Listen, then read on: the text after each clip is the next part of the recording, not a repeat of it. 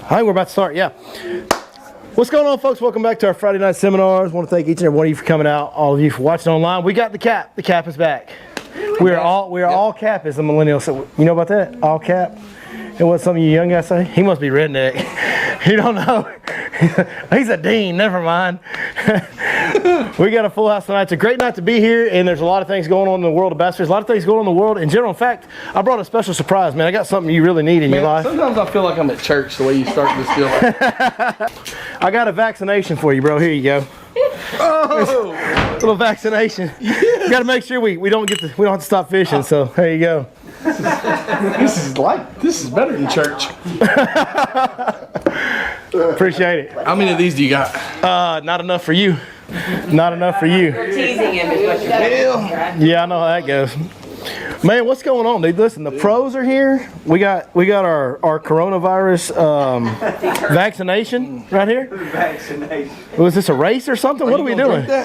I might here in a minute. You go. Hank, is this a good idea? I'm not sure it's a good idea. Probably not a great idea. If my hat turns backwards, let's get all the kids out of the room. That is a true statement of fact right there, folks at home. Man. I was a little bit nervous about bringing beer to for the first time ever when Ronnie's here, because it can get a little out of hand sometimes. But hey, MLF is here, and I don't know if you guys caught the live coverage, but they absolutely, I'm talking about, stroked them today. I mean, they wore them out today out here. I mean, it was a bunch of guys. I mean, look, I think it took like, I don't know, I didn't get to see like the last hour coverage, but it was creeping up on like 40 pounds just to make the cut. Like 40 pounds just to make the cut. That's wild. That's pretty insane. I know they were talking about, I heard them say one time they were doing some research to see if that was the best like cut line they'd ever had. I'm sure it probably had to be. I mean, they timed it right. Things have changed a lot this week on the lake. You know, if this tournament would have been last week, it would have been completely different type of fishing, completely different results. I mean, they would have caught big fish because it's Lake Fork, and these guys are really, like, they're the best in the world. But the fishing wouldn't have been anything the same.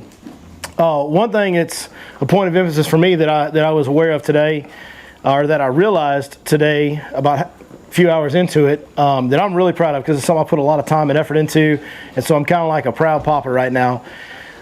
I was able to be, like, I didn't get to watch all the coverage. I had a busy day as usual, but I watched a little bit here and there.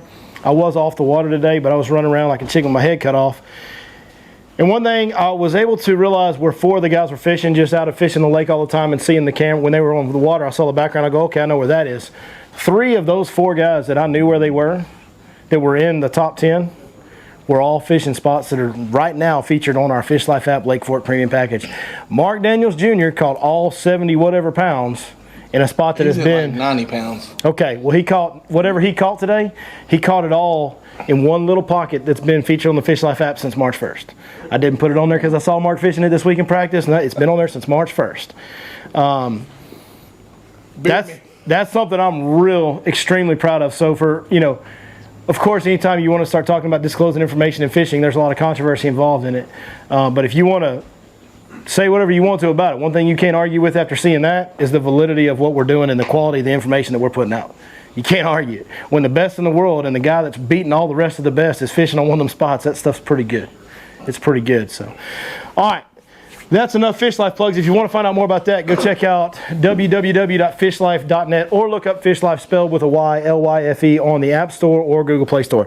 Now, let's talk about fishing, because, dude, it has flipped. Like, everything has changed in a week. In a few days. I mean, not even a week. Like, since Monday, Tuesday, now we're at Friday. It's a completely different pond now.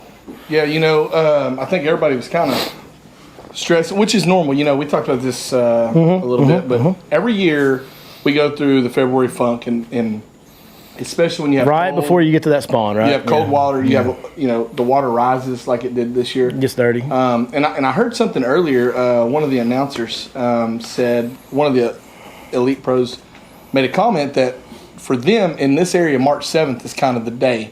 Like right in that area, it's about to happen, and it's March 7th is the number that I've got in my mind. I always look March 7th when it right in that towards the end of the first week of March, I start kind of really getting up shallow and start to look, you know. And like Billy said, they've moved, and what's been fun is the last 3 days you've been able to pull into a pocket, put the power poles down, and just not move.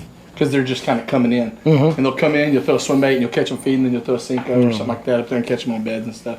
And so it's been good, you know. And obviously we knew they were gonna do this. Well, they hit a stroke of luck with the combination of, of course they probably scheduled it to start 3 or 4 days after the full moon. That would have been smart. That was smart on their part. But they also hit a little stroke of luck with the weather we've had. The super warm nights, the biggest warming trend we've had all year by far. I mean, these water temps jumped. Some of these water temps have gotten up into the 70s. A week ago, they were in the 50s. Like 5 days ago, same area was in the 50s. So a huge warm trend, a moon cycle to pull the fish in there with it, and then that warm trend and that water warming up just gets all those fish to want to get up and get locked on. And I've said this before in the past, and it's a statement of fact. If you're the first one in an area that's got a group of brand new bedfish that have just locked on, they're real easy to catch. Out here sometimes it's hard to catch some of these bedfish because we get so much pressure. And once these fish start seeing a bunch of boats and get stuck a couple times, it gets hard to catch them if you're the third guy to them or whatever. These guys are in a situation where there are fish in there that have already been caught the last couple of days, but there's a new one right around the corner, and then another new one right behind that. Like, I actually saw a stretch this week where we went down a stretch, saw 3 fish on beds, caught 2 of them, turned around, went back down that stretch on the way out, and I just kind of casually looked, and I went, there's 3 new. Like, those fish weren't here 30 minutes ago, and they just showed up, and they got on a bed, and like, when they get up there and they decide they're going to get on that bed and lock on, and you're the first one to it, they're dumb.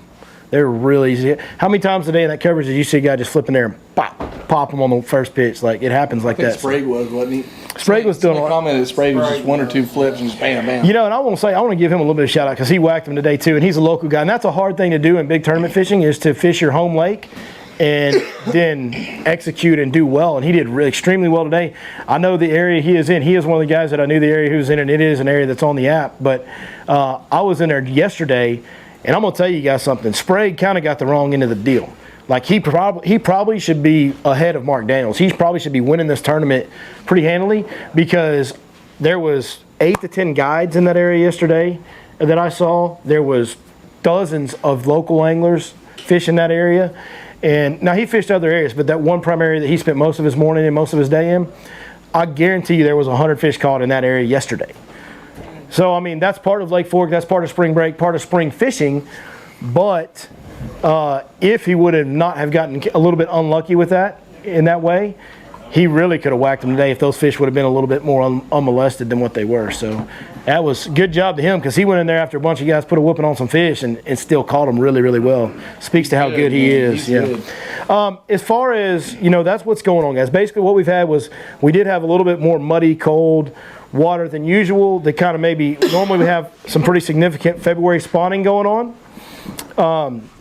I think a lot of those fish wanted to spawn in February, but just kind of got stuck in a little limbo mode and didn't. So I think there wasn't hardly any spawning in February to speak of. So you had kind of that first wave that normally wants to go in February. They were just kind of sitting there in limbo. Then that next wave that kind of comes in early March, they were getting ready to go, kind of doing their thing, waiting on the right cues. And then it was like they all went up in like the last 2 days. It's like they all just scattered on the bank the last few days here. So there is a ton of fish up shallow now. There's a lot of different ways to catch them right now. A frog is a good way to catch them. Ronnie's going to talk to you about a frog a little bit tonight. Sight fishing, obviously, if you guys watch today's sight fishing, especially one of these calm days, like they didn't have a lot of wind today early. So flipping and sight fishing and stuff is a great way to catch them in those conditions. And then swim baits. So we're going to talk about frogging and swim baits. And actually, I'm about to boot you for a few minutes because I didn't get a chance to warn you about this because it just happened a few minutes ago. We have a special guest that just walked in the house. He's a guy that I've followed and watched his content and really appreciated what he's done for a very long time. Mr. Gene Jensen from Fluke Master, his YouTube channel. Come on up here, Gene. Are you going to drink that beer? You can have it. Here you go. There you go, Cap. That was an outro. Look, here we go. Well, we found the vaccination for the. Yeah, I know.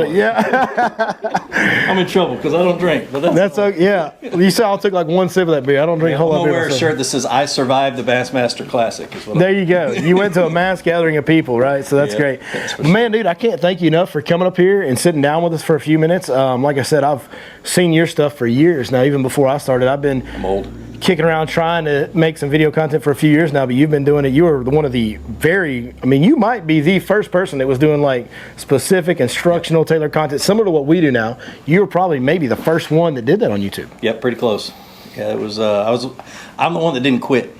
The one that didn't quit. Yep. I started early and didn't quit. Yeah, a lot of the guys, as YouTube evolved, as social media evolved over the years, they went to going to, trying to hit trending topics and trending searches and trying to do different videos that would get them more clicks, which is their job, and that's fine. Yeah, and that's never but you stayed true to what you were passionate about. I've never been interested in attracting the most. I always want to attract that one person that wants to learn how to fish. That's it. And if or the dad who wants to teach his kid how to fish, that kind of stuff. That's the kind of stuff that I'm all for. I tell my sponsors, I say, you're not paying me. Yeah. You're paying my wife to let me do this. Yeah.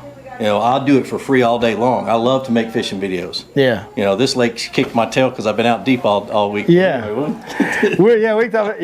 It has changed a lot this week. But so tell everybody, what brought you down here? Why are you here? So we're here for the first year of the Bass Nation Kayak Series kayak tournaments. Yep. We just had the inaugural event in conjunction with the Bassmasters Classic. We fished on Logan Martin. And it was a gully washer. My creek I was fishing was flowing 5.5 miles an hour and came up 3 feet while I was fishing it. And so my fish went, whoop. Yeah. And so I grabbed a shaky head and ended up 37th out of 250. So that's not bad. I went fishing. Yeah. But so we're here for Lake Fork for the second one, which is a week and 3 days later. And I'm excited. I haven't been here in 15 years. Wow. So probably a little less than that, but not much. So this lake in general has evolved a ton. I moved here 10 years ago. This lake's evolved in the last 10 years. So from 15 years, I'm sure it's changed a bunch. Yeah, it used to be grass. And honestly, A lot of grass. Somebody want to talk about Obama? We're not going to talk about this whole grass. No, I've been in that situation. Yeah, I'm not happy about that. But anyways, it has evolved in the last 10 to 15 years. It's also evolved in this week. We've been sitting here talking about it in the opening of this. So, it was kind of last week when I was looking at this tournament coming up, I'm going, man, these guys that figure out these staging fish on these shallow points, those are going to be the guys that are going to whack them. And then the last 2 days happen and everybody's in the back of a pocket on the bank. I've never seen, we talked about this a little bit earlier, I've never seen a lake where every fish went shallow. Yeah. I've been 50 feet deep, and this is in a kayak. I've been out. People looked at me crazy yesterday because they had the small craft advisory. Yesterday, you were out in the middle of the pond. Yeah, I was out here yesterday. It was blowing. Doing this number. I was out here in the FXR 20, and I was doing this number. But I've looked 50 feet deep. I've looked everywhere else, and tomorrow for this tournament, the guys that are fishing kayak tournaments or whatever, we're just gonna have to go fishing. Yeah, we're just gonna have to go. I'm an offshore angler. Right. So I'm not looking forward to tomorrow. I hate beating the bank. You hate getting up in there. Yeah, they're going to be shallow. So they are. And it's going to be raining. It's going to be cloudy. So sight fishing is going to be. And even the fish that are on the main lake, the ones there are fish on the main lake, but they're in dirt too. Yeah. They're in really extremely shallow water. Like if a man wanted to go fish the main lake right now, the way to do that is to find the most windblown, which is hard in a kayak to fish this pattern because you really need it like rocking in there on that shallow water to catch them good. And you want to find the most windblown, super shallow point. If you can see a loon or a heron on the bank or something like that, that's going to cue you in. Okay, there's activity, there's life, there's bait there. And then get up there with, basically the same type of baits, swim baits. And actually a pattern that's working really well for me, and I'd love to have you sit here and just back and forth with me on it. We can kind of do that. We can do that. So one thing that I found it worked really well for me yesterday was if I've got wind, not out on the main lake, now back in these areas, spawning and adjacent to spawning. It doesn't have to be the very back corners, but it needs to be kind of in a cove, in a creek arm, not out on the main lake. But if I can find vegetation on the bank, it doesn't matter whether it's some reed heads, we do have a few clumps of those or some places. If it's pondweed, which we have a ton of in the lake right now, gator grass, all that flooded shoreline vegetation. And even, in just a few areas, there are some coontail and hydrilla. Granted, that's dirty water. In those areas that have a significant amount of coontail and hydrilla, pretty much all of them, the water's filthy dirty. Yeah, 2 inches of visibility at most. So what I found was it just doesn't matter right now. I think there's so many fish up on the bank that maybe you don't catch as many in that dirty water, but you can still catch some because you're going to run it right by them. There's just so many fish on those banks. The big deal was having a lot of wind blowing into that bank line and having some vegetation. When you do that, putting a swim bait up there in a weedless swim bait is great because you can throw it in anything and just point at it and reel and it just wiggles right through it and you never have to worry about it. It's also great because you just reel it and they knock the fire out of it and you swing as hard as you can. It's like a great bait for a guide because it's the easiest, most simple bait to fish. So Lake Fork specific, I like to throw big baits out here, so I like to throw the big hollow belly. I will say if I'm fishing the dirty water right now, which is most of the time, I want to throw a white bait. Pearl Flash is the color I'm throwing. This is Light Hitch. They didn't have any of the big one in Pearl Flash downstairs. I would have grabbed it. But Light Hitch and Pearl Flash are my 2 standby colors. The big big hollow belly from Smash Tech needs to be rigged on an 8/0 owner beast hook. Really simple bait to fish. Throw it out there, reel it in. They bite. When he jerks, you jerk, right? Yep. So it's just a matter of covering windy banks that have some vegetation. Sometimes it's better just to kind of let them have it. Yeah, you do want to check them up a little bit. So that's one thing I like to tell my customers is, look at how your hook is rigged. Okay, if you've got a treble hook bait, then you just kind of pull into fish, right? Especially a smaller treble hook like a crankbait, a jerkbait, a trap, something like that. You just pull into fish if your hook gauge is thin wire and open hook. If you have a underspin head with a thin gauge wire hook, you just pull into the fish. If you have a heavy gauge hook, and especially if you have a heavy gauge hook that has a weed guard or is buried back in plastic, you need to swing the hammer. When you swing the hammer, you need to check them up and make sure they got it before you swing it. Yep. So what I like to do on these swim baits is you're reeling, you feel thunk, I'll just keep reeling. It's just like if I was shaking a Texas rig in a bush and I feel a thump, I'm going to point my rod down, reel up my slack, and make sure he's got it, right? Same deal, except now I don't have to point my rod down. I'm already reeling up my slack, so I just keep reeling. As soon as I start to feel the load of the weight of the fish after the tick, lay the hammer. Yep, and it's that way with any soft plastic you're swimming. I found. I mean, I love to swim rage bugs and any kind of creature baits and that kind of old stuff. Swimming worm back in the day. Swimming worm. I still freaking throw a swimming worm. When I'm down in Florida, that's about all I'm throwing. But when they bite, you want to give it to them. You want to keep reeling, give it to them, and get ready to load up, and then set the hook, or you're going to jerk it out of their mouth. Yeah. Since I am kind of the fluke master, flukes are the same way. Yeah. If you're jerking a fluke along the bank and you see the fluke disappear and you see a fish come and do it, you got to act like it's a topwater. Yeah. You got to go 1, 2, 3, and then set the hook. Yeah. You will every time jerk fluke out of his mouth. Absolutely. Yeah, any bait that has that hook buried back in the plastic, you're going to want to check them up and do that. Now, let's talk a little bit specific about what you think you're going to do tomorrow, if you don't mind. This won't air till after your tournament. Half the competitors are right over here. Oh, okay. So give me a rundown. I mean, I know you said you're just kind of going to get back shallow and go fishing, but I mean, do you have anything more specific than that you're thinking about? I mean, what are you looking for? I'm going to be forced to fish a Cinco, which I would rather slam my hand in a car door. And so I'll be throwing a Cinco.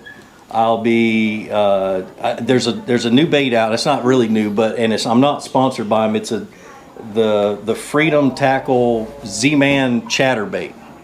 So it's got a wobble head. It's made by it's put out by Z-Man, I think. But Freedom Tackle was the inventor of it, and they're licensed with it and everything else.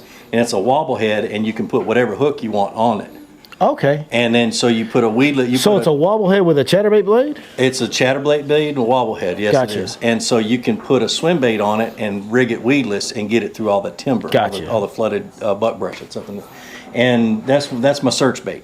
Okay. Whenever there's any grass or anything else. But what I like about it is that when you start reeling a chatterbait pretty quick, it likes to rise.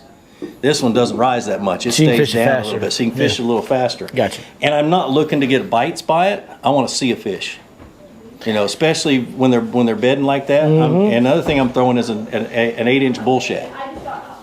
8-inch bull shad, because if you don't get bit by that big old freaking horse, they're going to tell on themselves. We talk about that with glide baits. I have glide baits are a slower bait, so you're for tournament fishing, you're needing to cover water and catch fish fast. Yeah. When I'm settling in looking for some big ones out here on a guide trip, I'll take a little floating bluegill glide bait and just wander that thing. I mean, just and they'll come up behind it and look at it, and you may not always get that fish to bite that bait, but he'll tell on himself, and then once he tells on himself, okay, now I'm gonna pitch a Cinco or something like that in there to try to catch him. If he don't bite that, then I'm gonna creep up and try to look at him.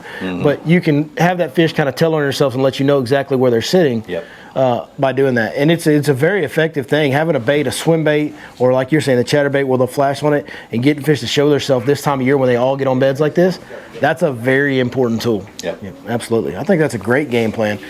Man, that's awesome, dude. I really appreciate you stopping by to join us tonight. Yeah. That's incredible. Like I said, I've watched your stuff for a long time. I'm going to get some contact info from you. We're going to do some more stuff. I'm going to call you on the podcast. We're going to knock that out. So, everybody, thank Gene Jensen for stopping by and talking to us. Thank you, Gene. Appreciate it, guys. I really do. And if any of you guys haven't seen my channel, just go look up How to Fish, and I'm always wearing my Georgia hat. There you go. The Georgia hat, go Dogs. Now that my Aggies in SEC, I can't co-sign on that because you whoop up on us too much, man. That's right. Thanks, brother. We'll see you, brother. Thank you. right, Rondo's back. Ronnie's going to talk to us about, how we do it all the time. Ronnie's going to talk to us about some frog fishing. Ronnie, everybody knows that Ronnie likes to frog fish. I like to frog fish. We're going to do a little back and forth on the frog deal. And I got to say something about before he gets started. This guy has a way of working a frog that is better this time of year than anybody I've ever seen on planet Earth.